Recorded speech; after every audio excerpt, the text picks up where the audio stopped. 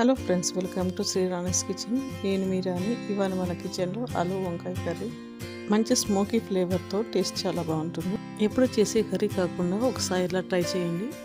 ఈ కర్రీ అన్నంలోకి చపాతీలోకి బాగుంటుంది. ఈ కర్రీ కోసం ఎండు కొబ్బరిని తీసుకొని స్టవ్ పైన కాల్చుకోవాలి. లో ఫ్లేమ్లో ఎండు కొబ్బరి ముక్కని కాల్చుకొని పక్కన ఉంచాలి.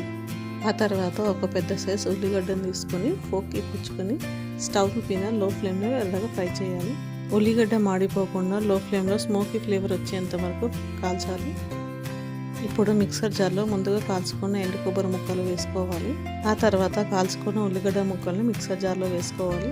ఇప్పుడు ఈ మిక్సర్ జార్లో కొద్దిగా వాటర్ వేసుకొని మెత్తని పేస్ట్ చేసుకొని పక్కన ఉంచాలి. ఇప్పుడు బౌల్లో వాటర్, సాల్ట్ వేసుకొని కలుపుకోవాలి. చెక్కు తీసేసిన ముక్కలుగా కోసుకున్న ఆలుగడ్డని ఈ సాల్ట్ వాటర్లో వేసుకోవాలి. సాల్ట్ వాటర్లో వేయడం వల్ల ఆలుగడ్డలు నల్లబడకుండా ఉంటాయి. కడాయిలో 1 టేబుల్ స్పూన్ ఆయిల్ వేసుకొని వేడి చేసుకోవాలి. ఈ కర్రీకి ఆయిల్ ఎక్కువనే పడుతుంది. సన్నగా తరిగిన ఉల్లిపాయ ముక్కలు వేసుకొని కొద్దిగా సాల్ట్ వేసుకోవడం వలన ఉల్లిపాయ ముక్కలు తొందరగా ఫ్రై అవుతాయి. ఇలా ఫ్రై అయిన ఉల్లిపాయ ముక్కల్లో కొద్దిగా పసుపు వేసుకొని కలుపుకోవాలి. ఉల్లిపాయ ముక్కలు పూర్తిగా మగ్గిన తర్వాత 1 కప్పు టమాటా ముక్కలు వేసుకోవాలి. ఈ టమాటా ముక్కలు పూర్తిగా మగ్గిపోయేంత వరకు 5 నిమిషాలు లో ఫ్లేమ్లో మగ్గనివ్వాలి. చూడండి, టమాటా ముక్కలు మగ్గిపోయాయి. ఇప్పుడు ముందుగా మిక్సీ పట్టుకున్న మసాలా పేస్ట్ వేసుకోవాలి. ఈ మసాలా పేస్ట్ నుంచి ఆయిల్ సపరేట్ అయ్యేంత వరకు కలుపుతూ ఫ్రై చేయాలి. చూడండి, కర్రీ నుండి ఇలా ఆయిల్ సపరేట్ అయిన తర్వాత ముందుగా కట్ చేసుకున్న బంగాళదుంపల ముక్కలు వేసుకొని లో ఫ్లేమ్లో ఫ్రై చేయాలి. ఇక్కడ నేను 1/2 కిలో బంగాళదుంపల ముక్కలు తీసుకున్నాను. బంగాళదుంప ముక్కలు మగ్గేంత వరకు లో ఫ్లేమ్లో ఫ్రై చేయాలి. చూడండి, బంగాళదుంప ముక్కలు మగ్గిపోయాయి. ఇప్పుడు ముందుగా కట్ చేసుకున్న వంకాయ ముక్కలు వేసుకోవాలి.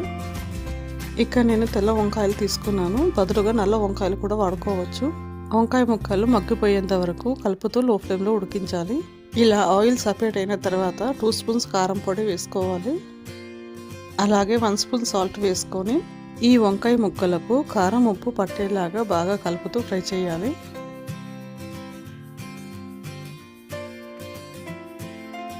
ఇప్పుడు ఈ కర్రీలో కరివేపాకు వేసుకోవాలి. ఆ తర్వాత సన్నగా తరిగిన పుదీనా వేసుకొని కలుపుకోవాలి. ఇప్పుడు కర్రీకి సరిపోయేంత వాటర్ వేసుకొని కలుపుకోవాలి.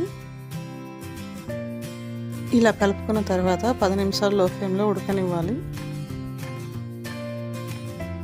10 నిమిషాల తర్వాత కర్రీ నుండి ఇలా నూనె పైకి తేలిన తర్వాత 1/2 స్పూన్ గరం మసాలా వేసుకొని కలుపుకొని 2 మినిట్స్ ఉడికించుకుంటే సరిపోతుంది. అంతేనండి, సూపర్ టేస్టీ అయిన ఆలు వంకాయ కర్రీ రెడీ. ఒకసారి తప్పకుండా ట్రై చేయండి. ఈ కర్రీ అన్నానికైనా చపాతీకైనా టేస్ట్ చాలా బాగుంటుంది. ఈ రెసిపీ మీకు నచ్చిందా? ట్రై చేస్తారా? అయితే లైక్ అండ్ సబ్స్క్రైబ్ చేయండి. కామెంట్ చేయడం మర్చిపోకండి.